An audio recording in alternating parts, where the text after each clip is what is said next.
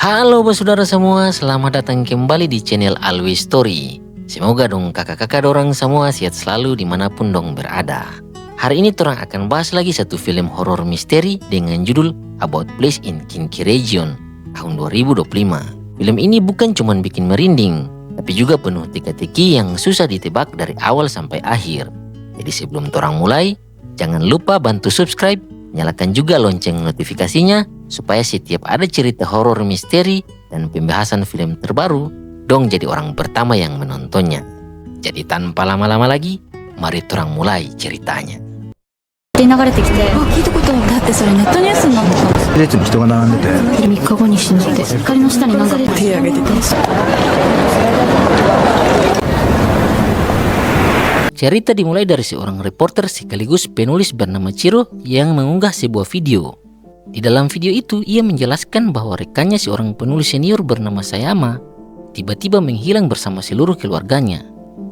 Hilangnya bukan biasa-biasa, polisi sucari, penyidik suturung tangan, bahkan satpol suturung razia, tapi hasilnya nihil. Seakan-akan satu keluarga ini ditelan bumi begitu saja. Sebelum menghilang, Sayama memang sedang meneliti sebuah kasus misterius yang sangat rahasia. Hampir setiap malam dia lembur di kantor dan menghabiskan waktu di ruang arsip. Rekannya Ozawa sempat penasaran dengan apa yang sedang dikerjakan Sayama. Tapi Sayama selalu menutup diri dan tidak mau menjelaskan apa-apa. Sampai suatu malam, saat sedang berada di ruang arsip,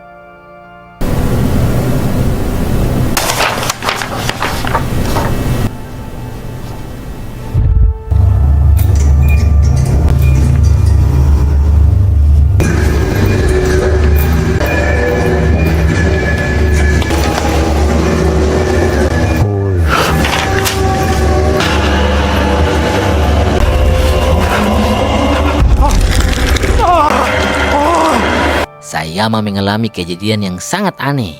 Dia melihat sosok yang bentuknya persis sama seperti dirinya. Dari situ, hidupnya mulai berubah. Teror demi teror datang tanpa henti, sampai akhirnya dia menghilang tanpa jejak. Kira-kira apa yang sebenarnya terjadi kepada Sayama? Apakah Sayama benar-benar menghilang?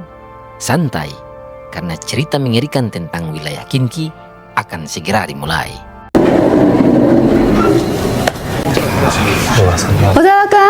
Beberapa minggu kemudian, rasa penasaran Chiro semakin besar. Dia lalu mengajak Ozawa untuk menyelidiki semua berkas, catatan, dan rekaman yang dulu pernah dikumpulkan Sayama. Menurut Chiro, tak mungkin kebetulan kalau Sayama bersama keluarganya hilang begitu saja. Pasti ada hubungan dengan semua penyelidikan yang selama ini dia lakukan di Kabupaten Kinki. Di ruang arsip, Dong Dua menemukan sejumlah kaset VHS lama yang ternyata berisi berbagai kejadian aneh. Kasus pertama adalah hilangnya seorang anak perempuan bernama Keiko pada tahun 1985. Bocah berusia 7 tahun itu tiba-tiba lenyap tanpa bekas. 3 bulan kemudian, pamannya ditemukan meninggal di dekat bendungan. Polisi bilang itu bunuh diri. Tapi warga setempat percaya ada sesuatu yang lebih mengerikan dari itu. Beberapa waktu sesudahnya, seorang warga mengaku melihat sosok Keiko di dalam hutan dekat bendungan. Yang bikin merinding, wajah anak itu terlihat kosong dengan mata seperti lubang hitam. Aduh mamai, baru cerita pertama saja so bikin suasana jadi tidak beres. Rekaman berikutnya berasal dari sebuah kegiatan siswa SMP yang menginap di sekolah. Pada malam hari, para murid mendengar suara aneh yang terdengar dari arah hutan. Dikira prank, anak-anak ini malah tertawa dan mengejek saat mendengar suara aneh itu.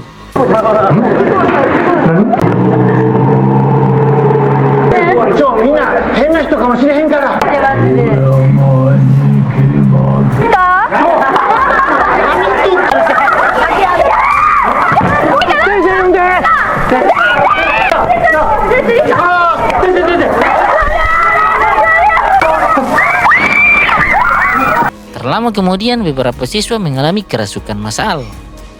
Kamera bahkan sempat merekam sosok tangan misterius yang muncul di balik pohon. Disinilah orang mulai sadar kalau semua kejadian ini kemungkinan besar saling berhubungan. Penyelidikan berlanjut ketika mereka menemukan rekaman perjalanan Sayama ke kaki Gunung Kinki.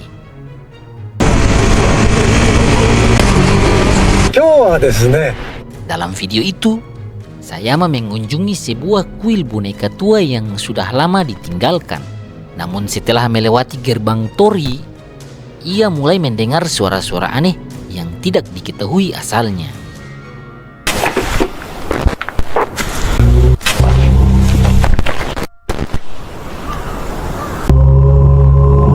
Setelah mendengar suara itu, Sayama terlihat bertingkah aneh seperti dikendalikan oleh sesuatu.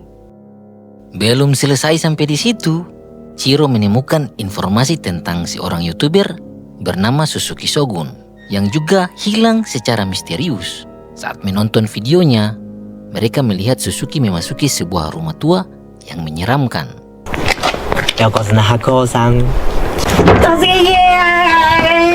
Saat Suzuki berada di dalam rumah, ruangannya terlihat sangat angker karena menyimpan koleksi barang-barang aneh.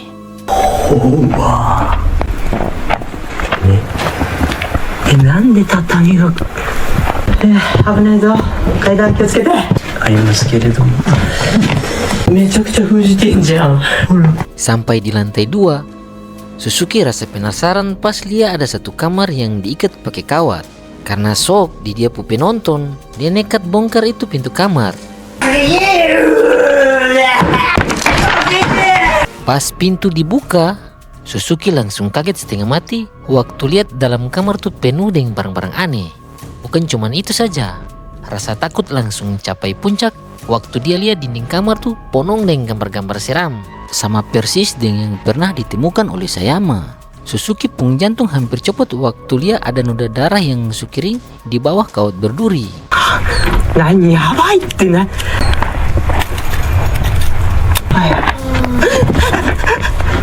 Waktu dapat dengar suara-suara seram begitu, bukannya dia lari kabur, dia malah maju periksa laci yang ada di kamar itu.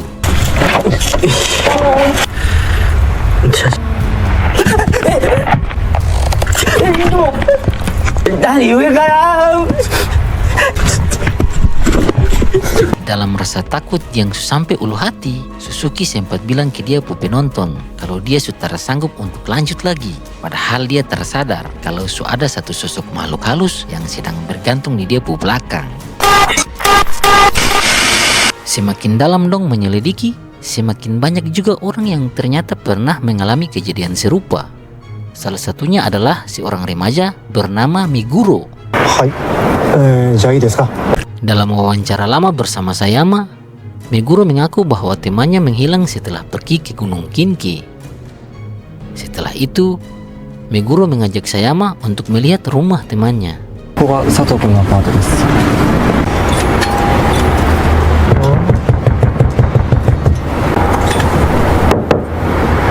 Seketika Ojawa langsung kaget setengah mati pas lihat itu gambar persis sama dengan yang YouTuber Suzuki pernah dapat lihat di rumah angker.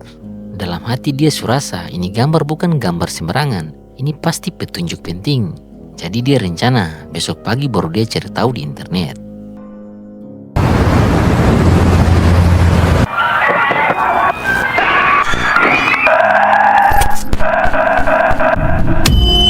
Pas besoknya, Ojawa yang sudah dapat petunjuk di internet langsung cepat-cepat pergi cari Chiro, mau kasih lihat dia pertemuan. Rupanya itu gambar yang saya mendapat tempo hari sudah tersebar luas di internet. Cuman ada beda sedikit sah. Di sudut-sudut kertas tuh ada tulisan kecil yang kasih beda mana gambar laki-laki dan mana gambar perempuan. Terus waktu dorang dua cek-cek abis itu postingan semua, Ojawa berkesimpulan kalau semua orang yang upload itu foto mengaku dorang pernah sampai di daerah Kinki sana. Tapi sebelum itu, Ojawa ingin kasih lihat sebuah video tahun 2014 yang dia dapat di internet. Di dalam video itu, ada satu keluarga baru pindah di apartemen baru di wilayah Kinki. Tapi tahu dorang ngerasa hawa apakah sampai itu nenek dan dia pun cucu berdiri kaku.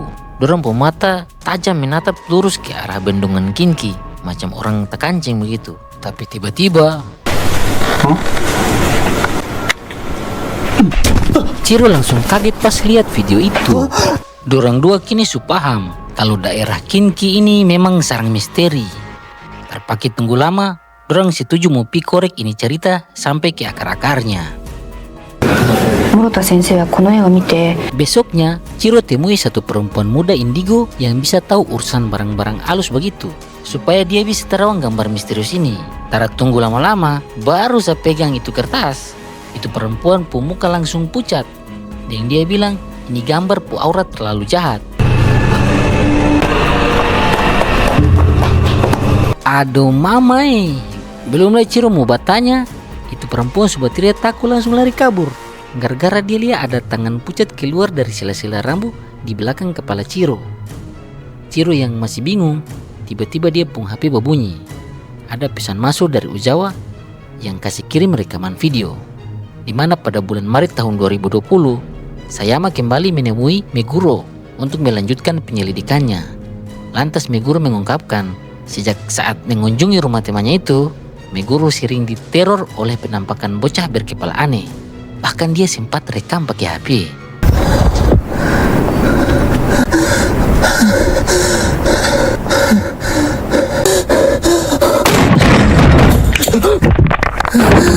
Dia bahkan sampai meminta bantuan seorang biksu untuk mengusir gangguan tersebut.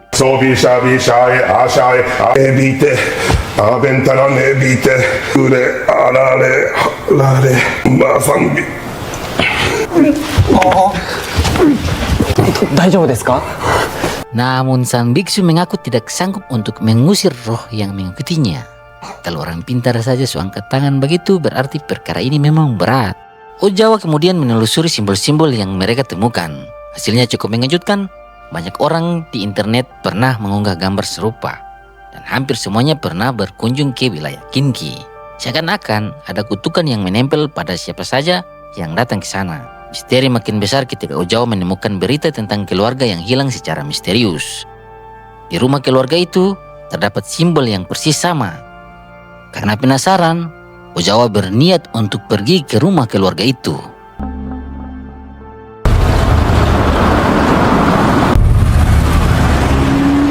Setelah sampai di lokasi, Ozawa mulai melakukan penyelidikan.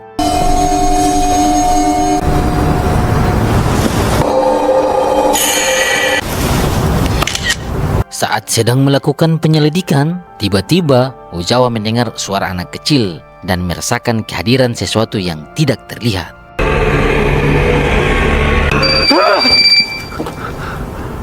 Setelah dapat teror dari bocil berkepala aneh, Ozawa yang dapat telepon dari Chiro lantas putuskan untuk balik ke kantor.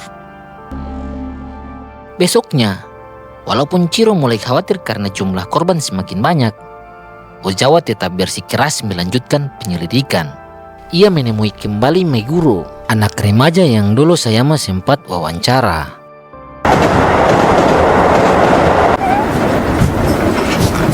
Setelah tiba di Meguro rumah, dong lihat dia lagi piara kucing banyak sekali. Ternyata biar bisa redam gangguan makhluk halus yang sering datang.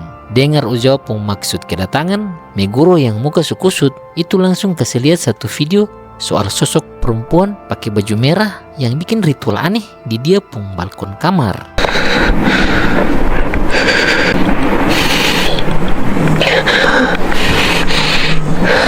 Selesai ceritakan itu, Meguro tanya sebenarnya apa yang terjadi pada Sayama.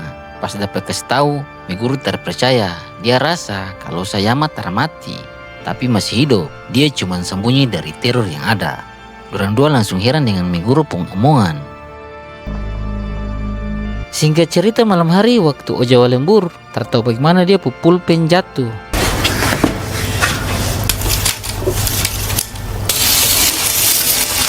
Pas ambil, dia ketemu peta Kinki buatan Sayama yang ada bekas darah. Sementara di sisi lain, Shizuka yang mau pulang, mau simpan berkas di ruang arsip. Entah bagaimana Shizuka heran setengah mati waktu lihat Ozawa bertingkah aneh. お疲れ様です。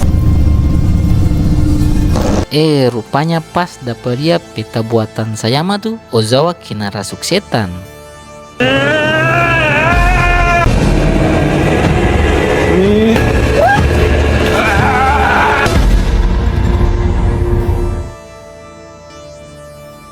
ます。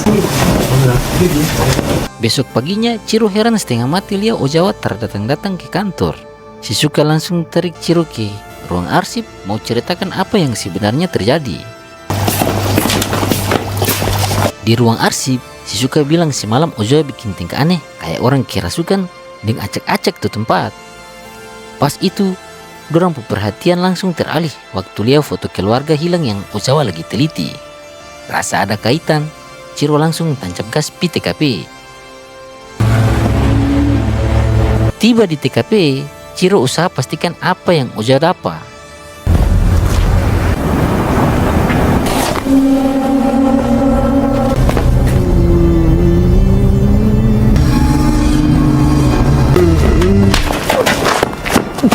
Lihat Ozawa sudah di bawah kendali makhluk halus, Chiro langsung tarik Ozawa pulang. Singkat waktu, Chiro ajak Ozawa ke dia pu rumah for isi gudang tengah. Waktu Chiro siapkan makanan, Ozawa pu perhatian teralih waktu tahu kalau dulu Chiro sempat punya bayi laki-laki. Pas Chiro datang, dia bilang kalau dia pu bayi itu meninggal waktu umur 5 bulan gara-gara dia nekat bawa itu bayi pi motor cross bareng dia pung dua besti. Ozawa yang ingat sesuatu langsung kasih lihat satu kertas yang diduga milik Sayama. Tak cuma itu, Ozawa dapat informasi kalau sekarang Sayama masih hidup dan tinggal dekat Gunung Fuji. Rasa penasaran, Ozawa ajak Chiro pi pastikan langsung.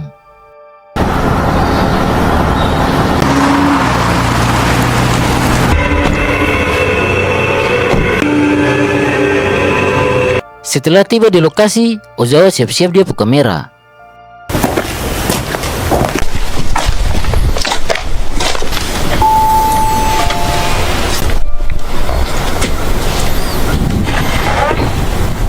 Lihat pintu terbuka, Ozawa yang penasaran langsung ajak Chiro untuk masuk saja.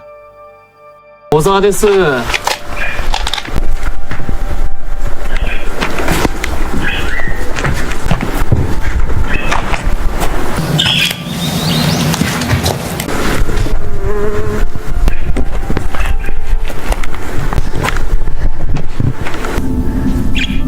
千尋君ダンスか。 Dorang dua kaget setengah mati waktu lihat Sayama sekarang sudah jadi kusut. Dan dia pu bini yang bertingkah seperti hewan. Waktu Ozawa tanya kenapa Sayama sembunyi di tempat sunyi begitu, pas itu juga Sayama langsung maki-maki Chiro yang dulu pernah tipu dia. Selesai marah-marah, Sayama mau kasih lihat sesuatu ke Ozawa.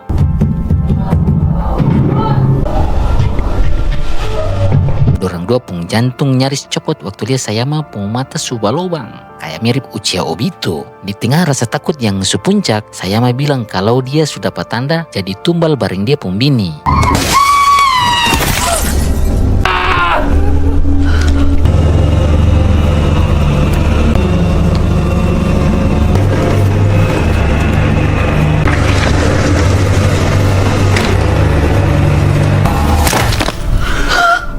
Aduh mamai, dorang dua langsung mental jatuh pas lihat apa yang Sayama dan dia pu bini lakukan.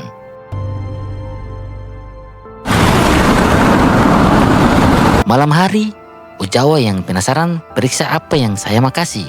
Ternyata isi flash disk rekaman tahun 2028.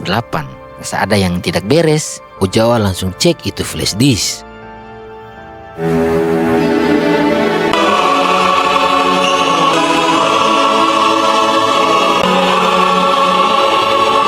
Di dalam rekaman kelihatan aktivitas organisasi sesat bernama Amano yang anggota semua isinya mama-mama problematik dengan segala macam keluh kesah di dunia. Pas kegiatan sekte Amano jalan, ada satu ibu bernama Iko dapat wawancara soal alasan dia gabung di situ.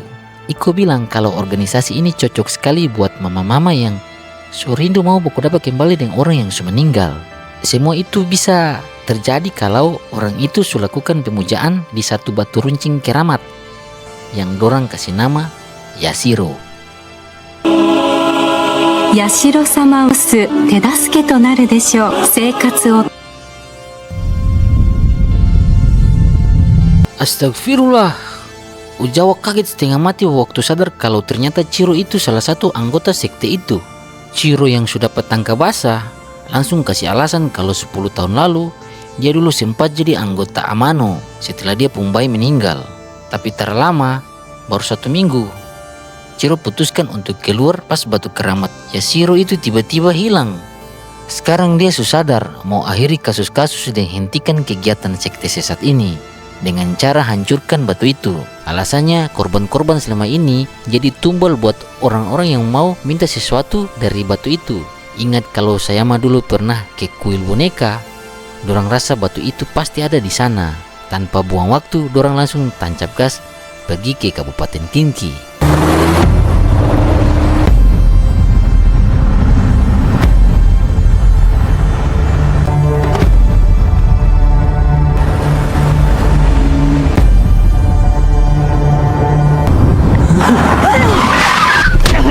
Tiba di Kabupaten Kinki, dorang panik setengah mati pas dapat hadang dengan sosok mata bolong.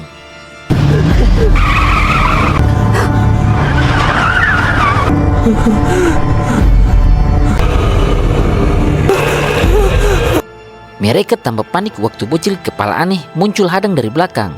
Chiro yang tak mau pikir panjang langsung tancap gas full. Chiro-san!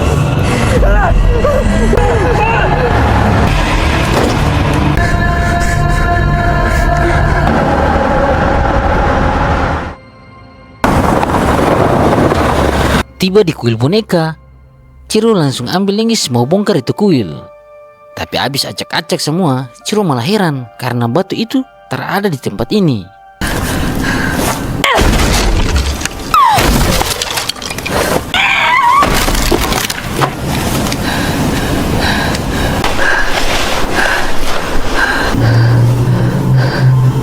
Pas dengar suara misterius, Chiro lari cari sumber suara.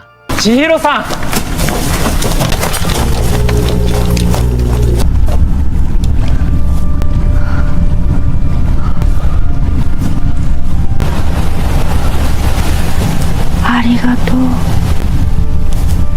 Ya ampun.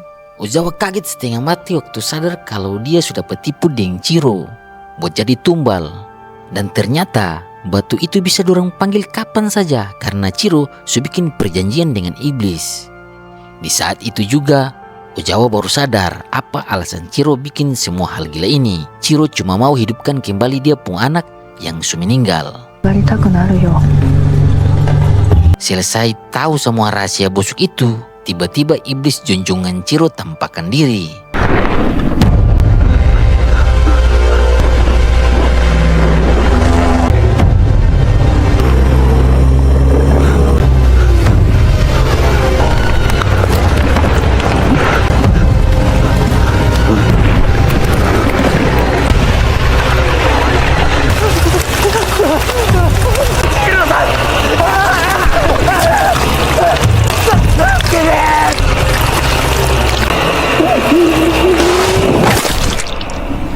Kasihan, sekarang Ozawa yang sudah patipu harus mati jadi tumbal. Dan sekarang makhluk mirip cacing itu siap kabulkan Chiro pun permintaan.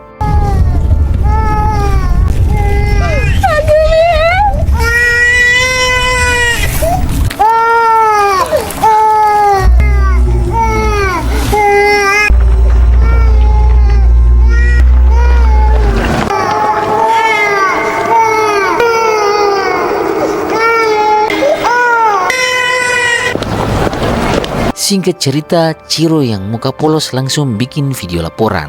Dia bilang kalau Ozawa hilang misterius waktu lagi liputan di lapangan.